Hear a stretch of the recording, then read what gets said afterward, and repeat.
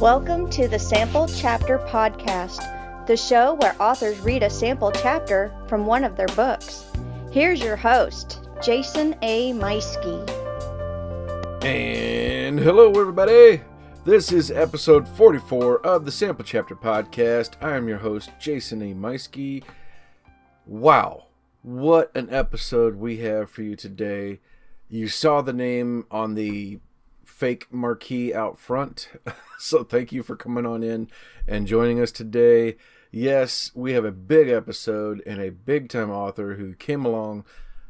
I am just blown away. I'm thrilled to have the one and only Scott Meyer with me today, and man, I cannot wait to get you over to that. But first, like I said, this is the Sample Chapter Podcast. You can find us on Facebook and Twitter. Just look us up at the show name. You can follow us on either one of those links. You can contact us through either one of those methods, or you can send us an email at samplechapterpodcast@gmail.com if you want to reach out and say hello, or if you are an author and you would like to come on the show to read a chapter, by all means, reach out to me. Let me know.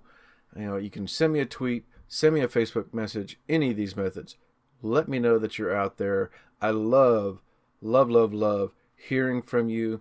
I'm having a great time corresponding with, I've got a few fans out there that have been talking with me on occasion. Repeat fans, I guess would be the best way to put that. And thank you so much for everybody who subscribes and tunes in every week. If you subscribe, the show gets downloaded right into your phone or desktop or wherever it is that you're listening. So thank you so much for all of you out there who do that. Man, we got some big things on the horizon. I probably could say, but I'm going to wait until I've got some more things nailed down. But here in the coming weeks, we've got a major announcement for the show and for the future of the show. And I'm really, really excited. So make sure that you are subscribing. Make sure that you're tuning in. Make sure you get over and like our Facebook or Twitter page so that way you don't miss out on some big stuff we got coming up. So how was your Thanksgiving? Mine was fantastic. If you are following me on any of those social media programs and you saw that I spent some time away from social media and I spent from the end of the day Wednesday through the weekend, I was basically offline. I spent all of my time with my family, and it was great. So as somebody who basically lives on the internet with this show, it was still kind of nice to just unplug. I had some emails that came in I needed to respond to, but my Thanksgiving was really great.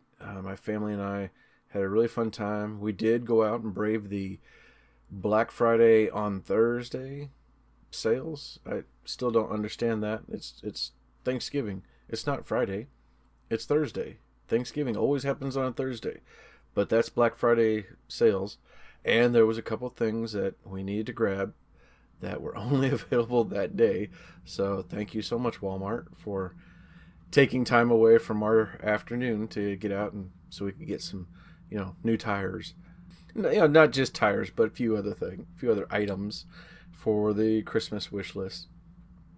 So, but it worked out. We had a good time, and I'm giving Walmart a little bit of a hard time, but I have to say this was the most organized Black Friday event I've ever been to. I mean, they had that store on lockdown. There were organized lines for each and every item, big ticket items. You had to be there by a certain time to get a ticket so that you could get that item. If you weren't there and you didn't have a ticket, you weren't getting it. So thank goodness they had lots of tires, so I didn't have to worry about that. But the other items that we were really hoping to get a hold of, we were there in time to get the stuff that we wanted to get. So, it turned out okay. Friday, we didn't do a lot. We didn't really get out of the house very much. Saturday was my birthday. Happy birthday to me. I am not 50 yet. As opposed to what my kids keep telling everybody out there in the world. I am not 50 yet. I got a couple more years yet. I just turned 47. Yeah, it was fun. I had a good time, and a lot of people out there wishing me happy birthday on Saturday. I felt a little bad, that my phone was blowing up as much as it was, and I didn't do any kind of responding until Sunday. But that was what I had promised myself and promised my family. And, I felt a little bit bad, but at the same time, not really. It was nice just unwinding and spending my time with family. We broke out the game of Life. I haven't played Life since I was maybe 10 years old. And we broke it out. We picked it up on Black Friday, on Thursday, because that's when it was. We picked up that game on sale. I told my wife, I said, you know what, this would be really cool. And maybe this could be a, birthday gift for the weekend. So that was one of the things I did get for my birthday. And we broke out that game and played it with the kids and had a blast. Oh my gosh, it was so much fun. And yeah, I don't know how many of you out there, I am a gamer. I do love my electronic games and playing all the new ones. I cannot wait to dive into the new Red Dead 2. But man, playing a tabletop game, some kind of a game on the table with my family, with playing some music, having a few drinks and snacks, oh man, it doesn't get any better than that. I mean, just taking some time to get off our phones, get away from the laptops, and just having Google play some Christmas music for us. It was a blast. We had a really, really good time, and my holidays were great. I really hope yours were just as great. So yeah, the whole weekend was fantastic. Sunday was really busy because I followed that up with started going back in and following up with all the people who had reached out to me. Started following up with some other emails and some of the stuff I'm working on with the show, letting people know that, yep, I am back. And so Sunday was really busy. And then, of course, we got hit with this major, they called it a blizzard. Where I am, it wasn't as bad, but it was a pretty good storm that hit us over the weekend. But it's almost December, which means we're moving on. Christmas is coming. Well, let's get to the next segment, which is our sponsor spot. So, U-Store All of Warrensburg, Missouri is your premium place for climate control and non-climate control self-storage. All of your needs taken care of in one spot. The climate control is a true climate control in that it has heating, air conditioning, and dehumidification, which is important, especially here in Missouri. Like I said, we've got those blizzards, so the weather is switching back and forth. I didn't even mention before, we were in the almost 70 on Saturday. Sunday, we get down to 25 and snow. So you got times like that. You want to make sure that your household goods are being stored someplace with climate control. And U-Store All is the place to go. The entire location is fenced in with gated access. You have your own private gate code that you can use to access your units 24 hours a day. They have more than 40 cameras recording 24 hours, and it's all backed up to a remote DVR that they can view anytime. It's well lit all night long with LED lighting. You gotta go online and check them out. It's ustoreall.net. That is the letter U, STORALL.net. So, like I said, this week's guest, the one and only Scott Meyer. Wow. Oh man. I'm still just you can hear it in my voice, can't you? You can hear it. I'm so excited. All of you out there, all you fans of Scott Meyer who are listening to the show, thank you for coming over and listening. Man, I mean, this was a huge, huge blessing. I didn't even tell him that my birthday was coming up. But I just kind of considered this like an early birthday present to me, getting to spend some time. We spent, oh my gosh, I told him we'd be like a half hour to 45 minutes, and I think we spent an hour and a half talking. But he's such a great guy. We really hit it off. I think we hit it off anyway. We had a lot of laughs. I can say that. I hit it off with him. I don't know if the feeling was mutual, but it was a really good time. Scott was fantastic. Getting to learn lots of things about his past, being a former stand-up comic. He's not doing the things he thought he was going to do in high school. I am right there with him. I thought I would be running a gym somewhere or maybe retiring from football by now. Of course, at 47, I'm probably way past my prime unless I'm a kicker. But that didn't happen either. But, he is living the dream and considers himself one of the luckiest of guys getting to do what he does now. His series, Magic 2.0, is what really shot him into the stratosphere. It's a fantastic series. I've been hearing about these books for years and finally picked them up just within the last 6-8 weeks ago. And I am just going right through them. Before the interview, I had just finished book 2, like just literally hours before I started talking to him. And so I was pretty high on that book and how that started. I've already started book 3, and I'm going through that now, having a lot of fun with it. And it was great to get to talk to him about his other books, like Master Formalities and his comic book series, the Basic Instructions. Man, it's just, you're going to love this interview. I know you will. And I think you're in for a real treat getting to hear Scott reading a chapter from Master of Formalities. Now, he wanted to make sure and mention, out of spite, out of mind, Book 5 of Magic 2.0 coming to Kindle and print editions on December 20th. That's just in a few more weeks. So make sure you get out there and grab that book when you can on December 20th. We'll make sure and share this episode again at that time. And if you're following on our Twitter or Facebook page, we'll put up a big notice that, hey, this is the day. But if you're listening to this, make sure you mark your calendars so that way you know. I'm just rambling here. I've allowed my cigar to go out because I'm just so excited and I'm talking with my hands. And let's just get on over to our conversation with the one and only Scott Meyer.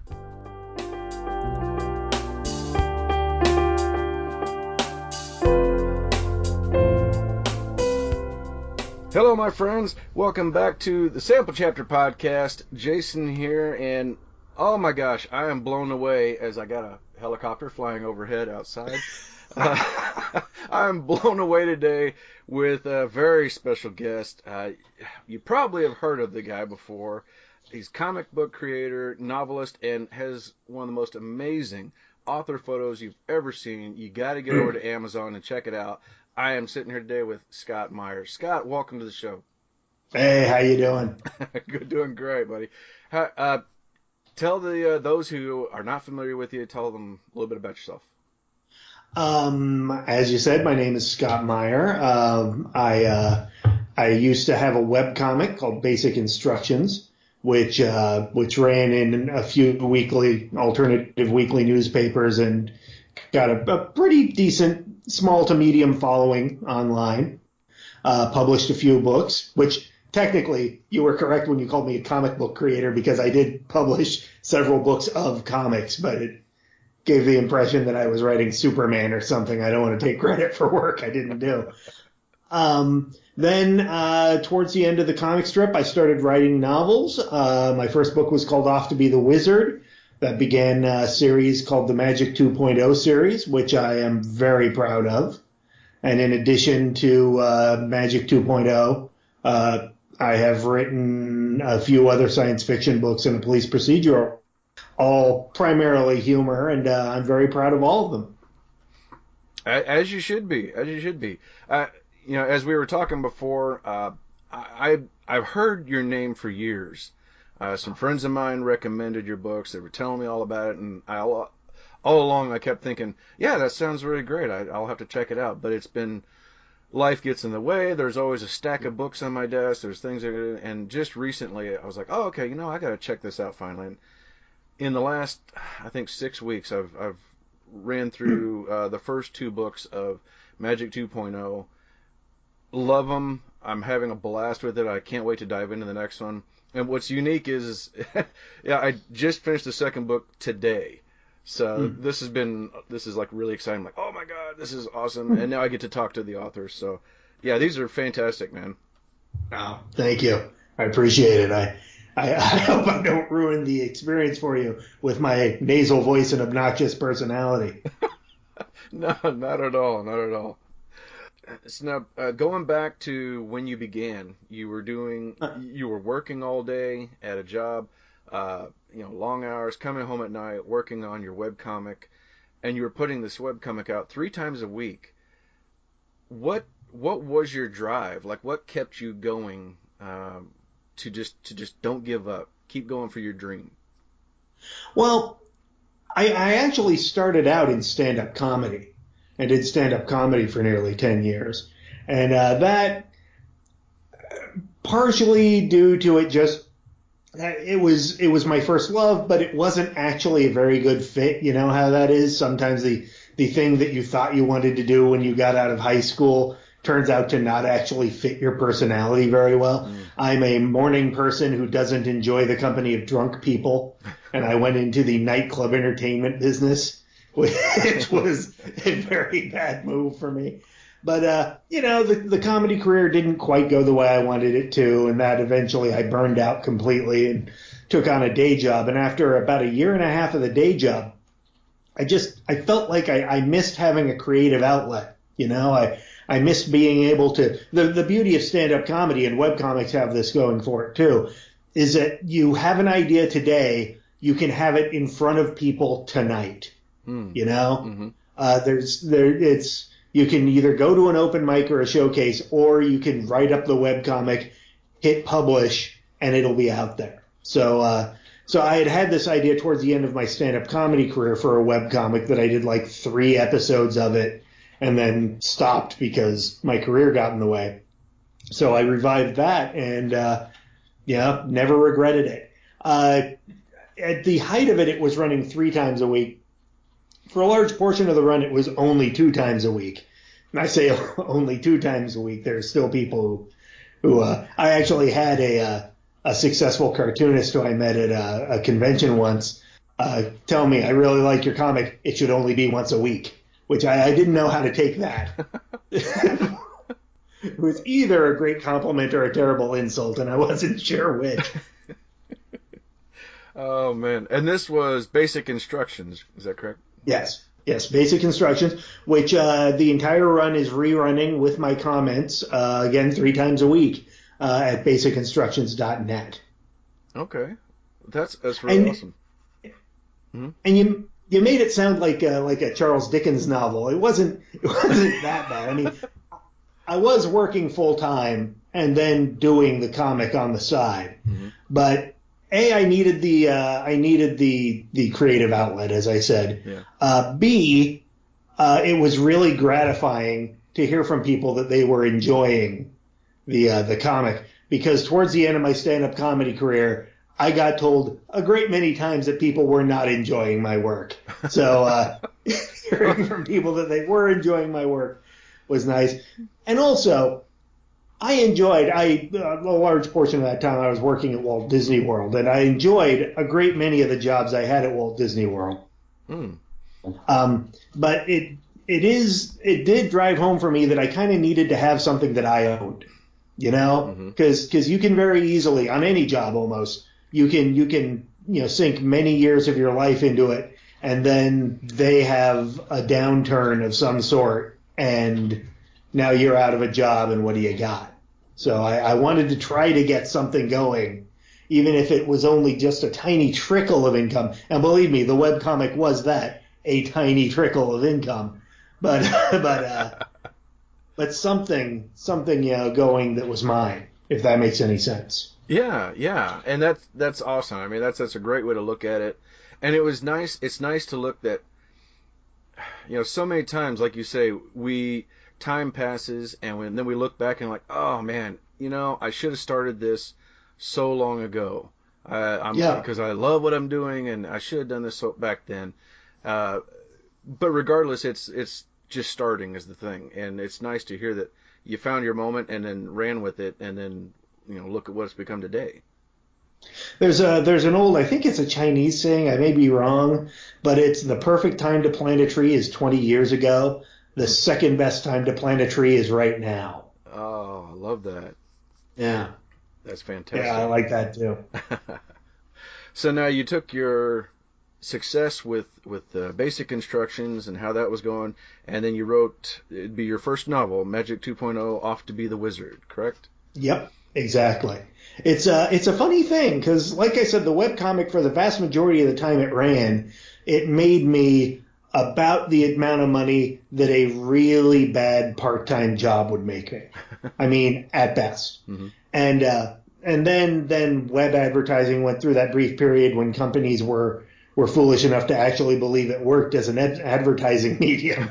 And for a while, the money got to where it was like a really good part-time job, but then that sunk again. But I always knew I wanted to write a novel. Ever since I was in high school, I wanted to someday at least try to write a novel.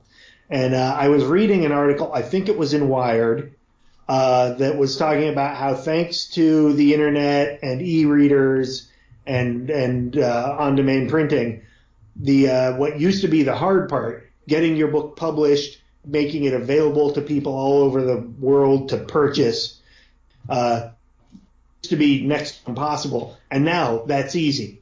The hard part is writing the novel and marketing it, getting people's attention. And I realized that thanks to the webcomic, I had several thousand people's email addresses that if I priced the book aggressively so that it was like, hey, you can buy yourself a latte tomorrow morning, or you can buy my book, you'll get a book and you'll be helping me out. I realized that if I did that, there was a chance that I could actually sell enough books for it to turn into something. So then all I had to do was write a novel. That's all. That's all. Final step. Oh man. Well, now, so Magic 2.0 is, like I said, I'm a huge fan. I love it. For the people out there not familiar with the series yet, maybe they're like me. They may have heard something about it, but they haven't picked it up yet. Tell us about Magic 2.0. Magic 2.0 starts out as the story of a guy named Martin Banks, an early 20-something who lives in Seattle. It's written as modern day, but time has moved on since then. So really, I would probably say it's like, I forget what exact year I wanted to say it was. It's like the mid 2000s or something like that, the late 2000s. Anyway, I'm getting hung up on a detail here. He's sort of a hacker-ish. He doesn't, do anything malicious. He just likes to probe around on the internet. And one night he finds a file on the internet, this mysterious file that's way bigger than it should be and seems really weird and has his name hidden somewhere in it. And in playing around with this file, he comes to realize very quickly and in a very disturbing way that he is living in a computer program. He is part of a computer program. His reality, everything he knows, everything he's ever seen, just part of this program. And that by editing this file, he can change things like his height, like his position in time and space, and how much money is in his bank account. And he almost immediately gets into so much trouble messing with this file that he ends up fleeing from his own time and using the file to go back to medieval England to pose as a wizard and hide out for a while he figures out what to do.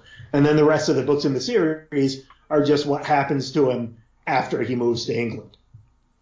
It's such a great premise. The whole idea behind it is hilarious because, I got started reading it and it starts off just right away. You're diving right into it. It's like, oh, there's the file. And I was like, oh my gosh, this is cool, and something unique. And every time I think I know which direction it's going to go, it twists and does something different. The ending of book 2, like I said, I just finished that today, went in a direction I was not expecting. So it's been a lot of fun, and I highly recommend everybody needs to. If you're looking for something to pick up, you got to start there, or any of Scott's books. It looks like you're in for a fun treat. Oh, thank you.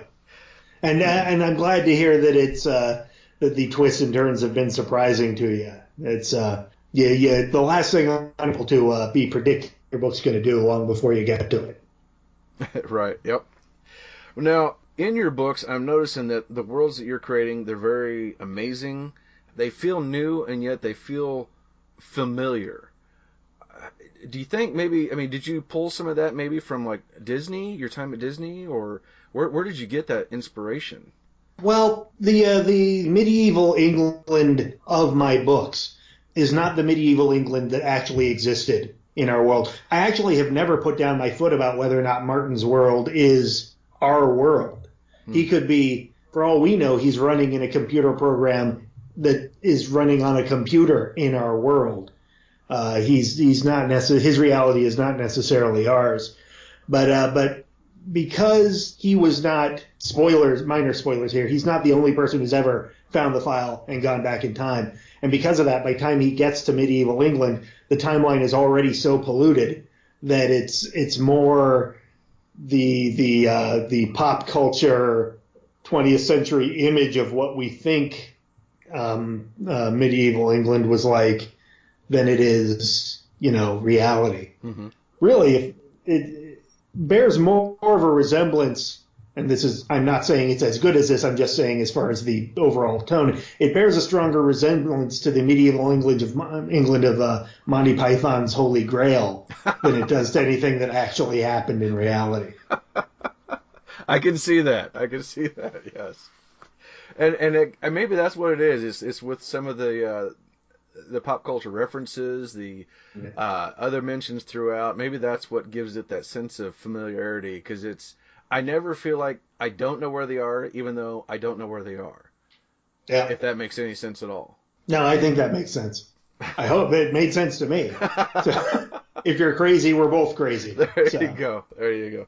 Well, and going through your catalog, you've got a great series going with Magic 2.0. You got a couple other one-offs, and I noticed that 2015 seemed like a banner year with 3 different books that year. Yeah, well, that was actually just the way things fell. When Magic 2.0 got a publishing deal, it was like I heard a starter's pistol in my head.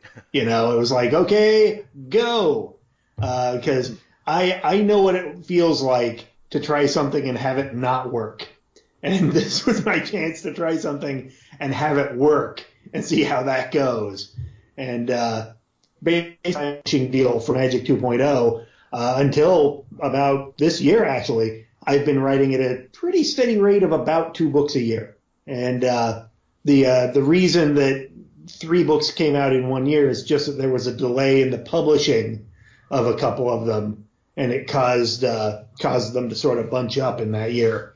But that's a great way to gain more audience too. Is you've got a few books under your belt. You had book 3 in your series, and then these other 2 new books come out too. Yep. So it's if you wouldn't know any better, you'd think, man, he planned this. This is great.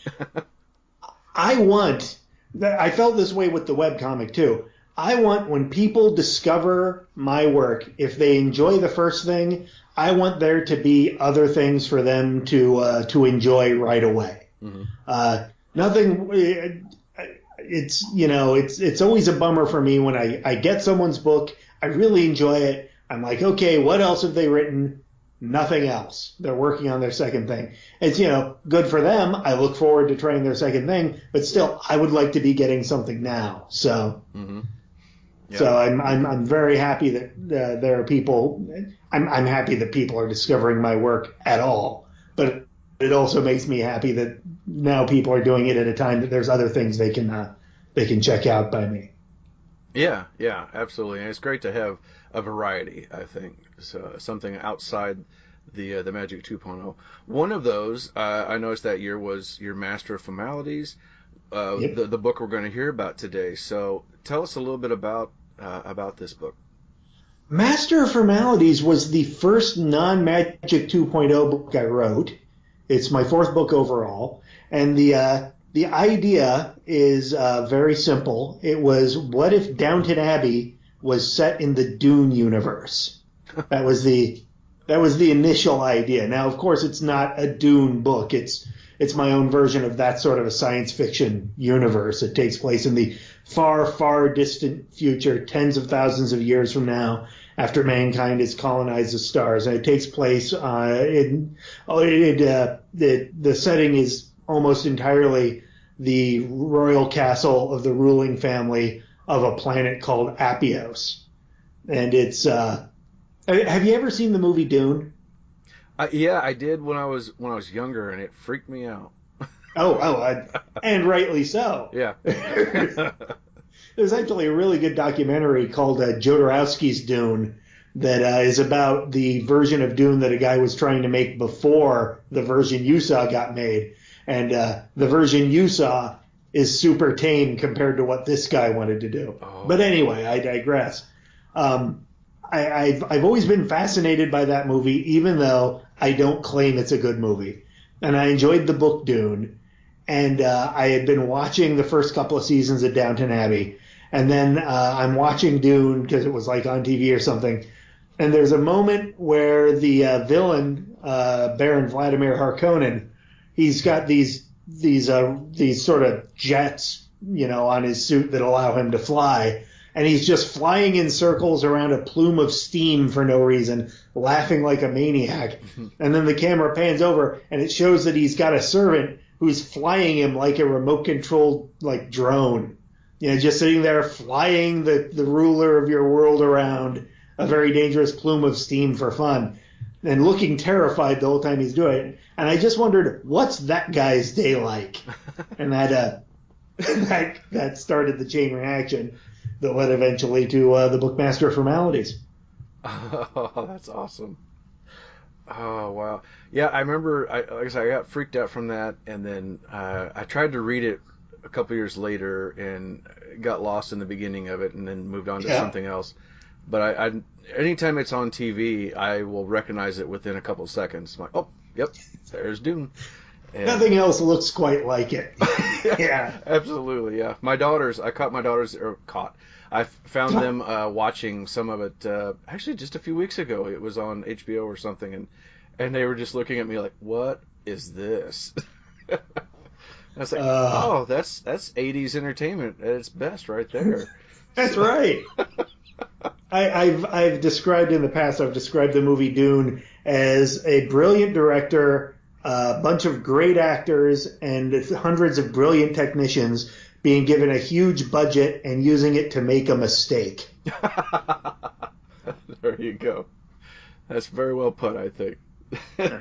Also, a sideline, part of the reason I was aware of it maybe earlier than a lot of people is because Kyle MacLachlan, the star of it, is from Yakima, Washington. I grew up near Yakima, Washington. So all of the Yakima newspapers and all of the radio stations for like 3 weeks coming up to it, it was just nonstop Dune. This little farming community in the middle of eastern Washington. And then, oh, Dune, and our local boy is about to be bigger than Mark Hamill. And it's, oh, this is great. The new Star Wars, and it stars.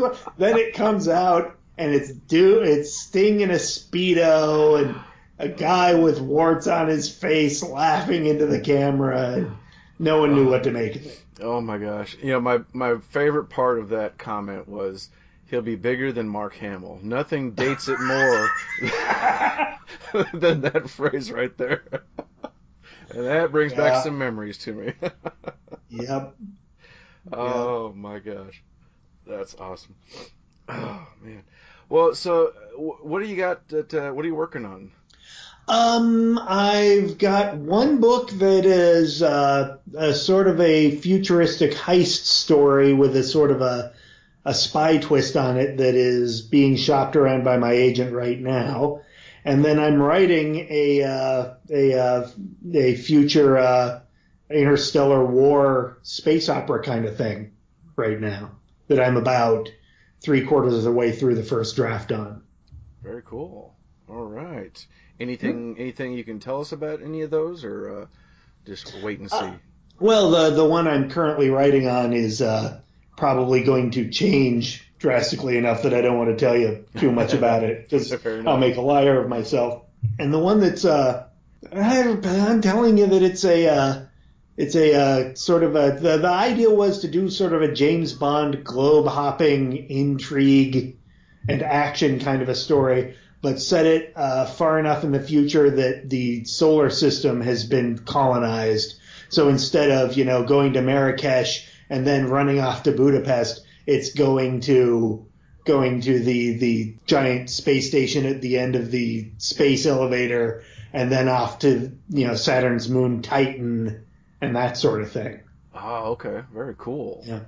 That's awesome, man. I can't wait. I'm looking forward to all of these now. It's one of the things I've talked to several authors coming on the show that I'm gonna go broke with Yeah. all the great books that I find out about. So, and this is one of the unique things is that I do know, I do know you as far as familiar with your books, and so I'm learning more about your other books. I'm like, okay, yeah, I got to get the rest of these, but it's great whenever I meet a new author that I don't know anything about, and then as I'm learning, I'm like, okay, yeah, I got to check that out. So I'm gonna have to pick this up, and I'm gonna go broke because of the show, but I'm loving it and I'm having a great time, and it's giving me a chance to talk to somebody like Scott Meyer.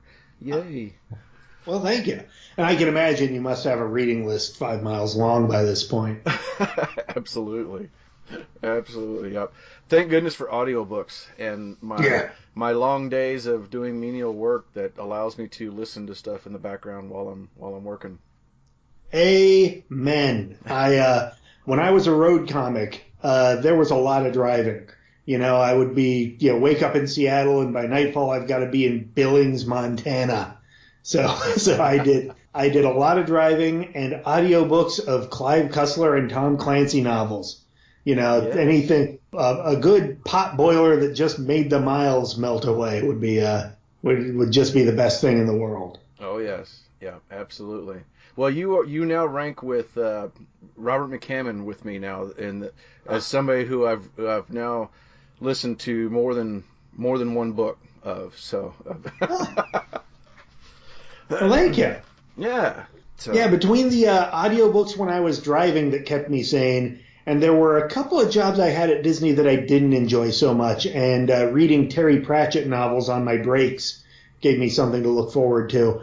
Now that I'm lucky enough that I get to write novels, if ever I hear from someone that my work either helped them with a long drive or gave them something to help them pass the time during their lunch break, I just am walking on, I'm walking on clouds for an hour and a half. It just makes me so happy to hear that occasionally my work can fill that niche in someone's life. Well, it definitely did that. I started book 2 on Tuesday this week, and then spent most of my days shoveling snow at my office outside and breaking up ice. And like I said, all of a sudden I'm done with it this morning. So it went by really quick, and it's like, oh wow, I did all that in that time. Scott, I'm having a blast. This has been so much fun for me, and I really appreciate you taking the time to come on. I look forward to talking to you again down the road, perhaps, and I just wish you all the best, man. This is you got a fantastic thing going. Oh, thank you. Thank you for having me on, and thank you for reading the books. I really do appreciate it. I am probably the luckiest guy you've ever talked to, and I recognize that, and I'm just trying not to screw it up. Well, where can people follow you? Where can they find you online? Like I said, my webcomics are rerunning at basicinstructions.net. And there's a website dedicated to just my novels that is Scott Meyer, ScottMeyer.rocks, which I am not arrogant enough that was my idea, but I do think it's a pretty cool URL. It's fitting. I think it fits along with your characters from Magic 2.0. It didn't surprise me at all to find that website. Scott, thank you so much. And ladies and gentlemen, I'm going to hand the floor over to Mr. Scott Meyer and Master of Formalities. All right. Thank you. A little preamble here. Like I said, this is Master of Formalities. The original concept was Downton Abbey, but set in the Dune universe. That said, the focus shifted in the writing. My distant, interstellar space universe is a lot more cheery of a place than the universe of Dune was, and I ended up making it the household staff and family of good people as opposed to horrible villains, which was my inspiration in Dune, was the Harkonnen family. I am going to be reading chapter 4 because it was one of my favorite chapters to write. I should point out that I do not read my books on my audiobooks. They are read by a man named Luke Daniels, who does a fantastic job. So if you at all enjoy the writing of what you're about to hear, but think that my voice is killing you, know that that is not what the audiobooks sound like. Background you need to know. The protagonist of Master of Formalities is a man named Wallard. Wallard is the Master of Formalities, that is his job title, for the ruling family of the planet Apios. The Master of Formalities is sort of a cross between a butler and a diplomat and a lawyer. In order to keep the entire universe from collapsing into interstellar war, they've set up this whole layer of bureaucracy that's built around extremely formal communication and proper form. The theory is that they never get to the point of having an actual shooting war with anyone, or rarely do, because their conflicts take the form of insulting each other by not holding their spoon properly. That sort of thing. So, this is chapter 4. Wallard and his protege, who is learning the job from him, Fee, are on their daily rounds, and they are going to come into the sort of the gymnasium where the ruler's husband, who is pretty much a layabout, and the son are doing something. And the rest will be self-explanatory. Master of Formalities, chapter 4. His lordship, Frederain Jacobitis, sat in his customary ringside seat in the gymnasium, where his only son, Rezo, was training for his sports meet that afternoon. The meet meant that this day's practice was more important than most, but it made no difference to Frederain's demeanor. Rezo was the most important thing in the galaxy to him, and he took a keen interest in the boy's training. "Come on, boy! You must be better than this! It's pitiful! Look! You look pitiful!" The palace training facility was absolutely state-of-the-art, but the game that the Apiosians had dubbed sports was in fact fairly primitive. The room had long ago served as the palace's finest formal dining room, and was ornately decorated around the edges. In the middle there was a large circle meant to simulate a sports arena. A protective railing surrounded the sports mat, a raised padded circular platform with a 5-foot gutter between it and the first row of seats for any spectators who might be present. The mat was painted green with 3 concentric rings, and several lines radiated out from the center. In the middle of the mat, Harcher stood in her light, loose-fitting training attire, her red hair tied back in a long ponytail. One of her feet was planted firmly on the mat, the other was planted on Rezo's throat. She looked down at him impassively, watching as the boy, who was pinned on his back, failed to escape despite his squirming. Rezo was young and was not blessed with a large frame, but his physique showed that he spent a great deal of time training, not that it was helping him at the moment. His black hair was saturated with sweat. He wore only a pair of shorts, which were emblazoned on the front and the back with a prominent number 1. Rezo switched tactics and grabbed Harcher's ankle with both hands, trying to shift her foot with all his might. Then he kicked his legs wildly, trying to gain some leverage. It was all to no avail. She didn't move an inch, and neither did he. "Pitiful!" Frederain shouted through his prodigious mustache. He rose from his seat and leaned his ample middle-aged bulk over the railing to get his head closer to his son. "I refuse to believe that this is the best you can do. A boy your age, this is pathetic." Rezo looked away from Harcher's calf, casting his glance towards his bellowing father. Frederain continued, "When I was 14, I could have cast her into the gutter long ago." Harcher shifted her gaze to his lordship as well. "You're a Jacobitis," Frederain shouted at the boy. "Act like it." "Pardon me, your lordship," Wallard said. He and Fee had entered the room unnoticed. Lord Jacobitis stopped mid-shout and sagged back down into his seat. He was not an old man, but he was neither as young nor as energetic as he claimed to have once been, and the exertion of Rezo's training had taken its toll on him. His uniform was askew, and his thinning black and gray hair and sizable all-black mustache were disheveled, though not as disheveled as his son's hair. "Ah, good morning, Wallard," Lord Jacobitis said. "Good morning, my lord. I trust Master Rezo's training is going well." Lord Jacobitis leaned closer to Wallard and lowered his voice, lest Rezo overhear. "Yes, the boy is doing well." "Good," Wallard said. He lowered his voice as well, but made a point of smiling broadly to increase Rezo's chances of sensing the congenial tone of the conversation. Here's hoping that his hard work pays off at the sports meet. Lord Frederain Jacobitis raised his voice back to the normal level. Yes, I certainly hope he does well. We have a prophecy to fulfill. Indeed, Wallard said. So, what can I do for you, Wallard? Wallard braced himself. Her ladyship has requested that you come to her office as soon as possible. Fine, tell her I'll be there after practice, Lord Jacobitis said, turning back to the mat. Come on, boy, do something, anything, I mean really. Well, not that. That didn't work before. Why would that work now? Think. Wallard coughed, then said, My apologies, your lordship, but Lady Jacobitis was quite clear that you should come as soon as possible. Was she? Yes, my lord. Lord Jacobitis watched his son writhe beneath his trainer's heel for another moment, groaning half-heartedly when Rezo's next bid for freedom failed. I promise, my lord, it is a matter of the greatest importance, Wallard assured him. So is this. Johnny should remember that this is her son's life I'm supervising here. And it looks, he added loudly, like he's going to spend that life entirely under Harcher's right foot. Wallard and Fee exchanged a quick look, then Wallard leaned down to speak quietly to Lord Jacobitis.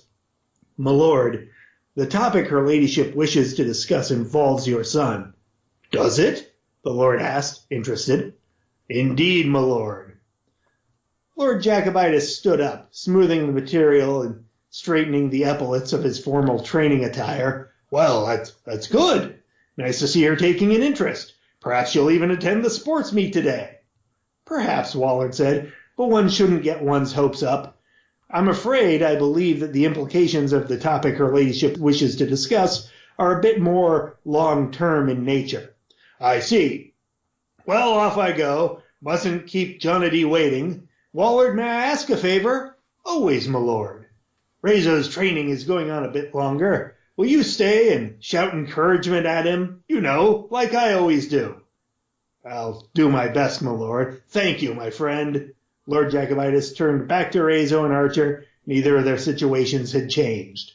Boy, I'm afraid I have to go. Wallard has agreed to take over for me. I'll see you at lunch. And don't worry, if you're not there, I'll tell Barspars that you'll be taking all of your future meals under Harcher's instep.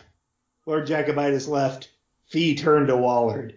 I know, Fee, but I assure you I did not lie to his lordship. Wallard said in a hushed tone, The matter her ladyship wishes to discuss does directly involve their son.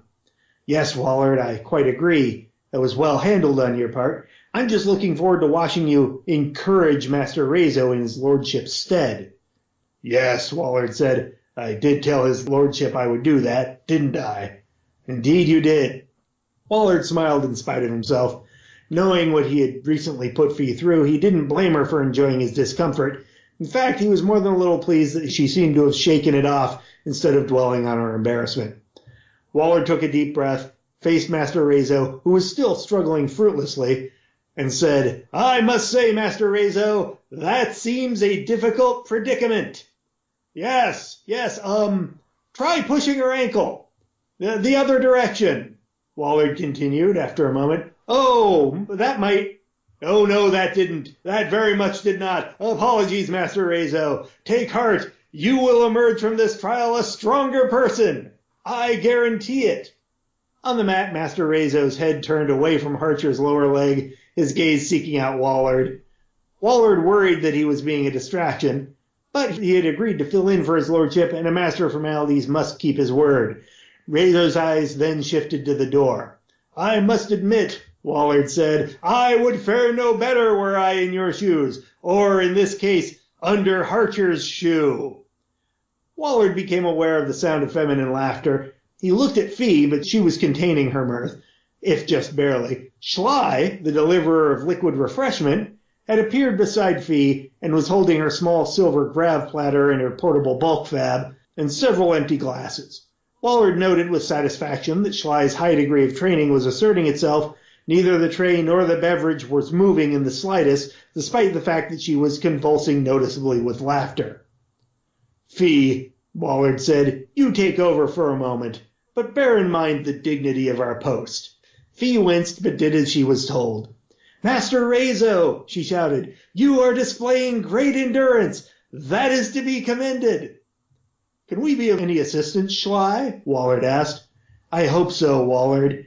I'm here with Lord Jacobitus's post-training restorative beverage. Encouraging Rezo always leaves him parched, but I see his lordship is not here. Lord Jacobitus finished every training session with a glass of a specific concoction of his own devising. It was a unique blend of fruit juices, electrolytes, and mild intoxicants that helped him recover physically and mentally from the rigors of Rezo's training. Rezo drank water, as per his lordship's orders. Your current course of action seems ineffective, Fee called out helpfully.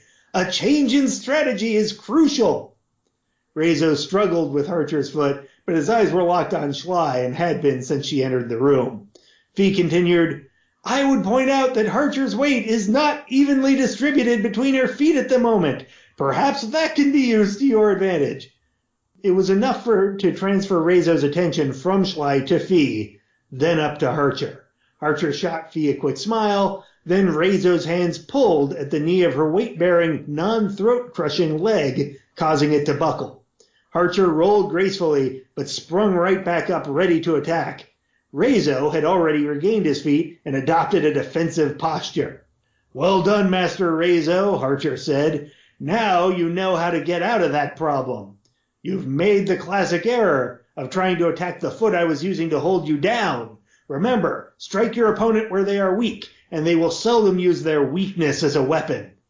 They circled each other warily, Rezo dividing his attention equally between Archer across the mat from him and Schley standing beside the rail. Schley pointedly kept her attention focused on Waller.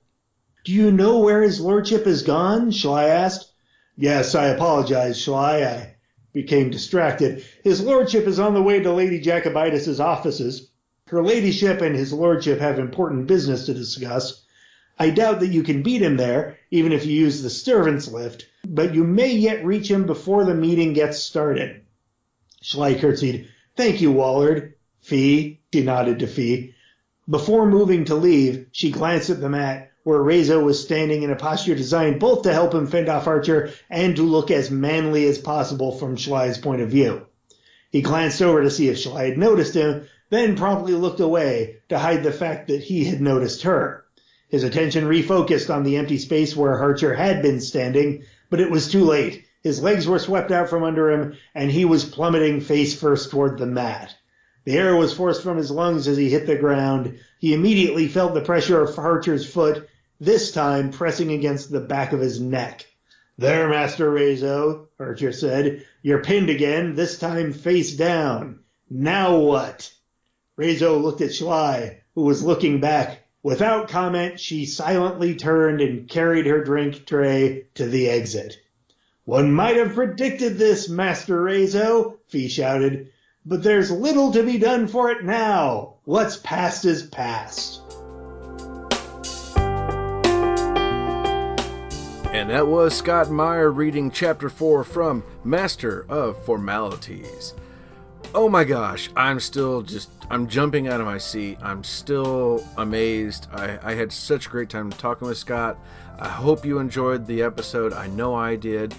Don't forget to follow him. The link's here in the show notes. Don't forget about Book 5 of Magic 2.0, Out of Spite, Out of Mind, coming December 20th. It's going to be available on Kindle and print editions. Follow us on social media and subscribe wherever it is that you are listening to podcasts. As a subscriber, you don't miss out on a new episode when we come back each week with another author, another book, and another sample chapter.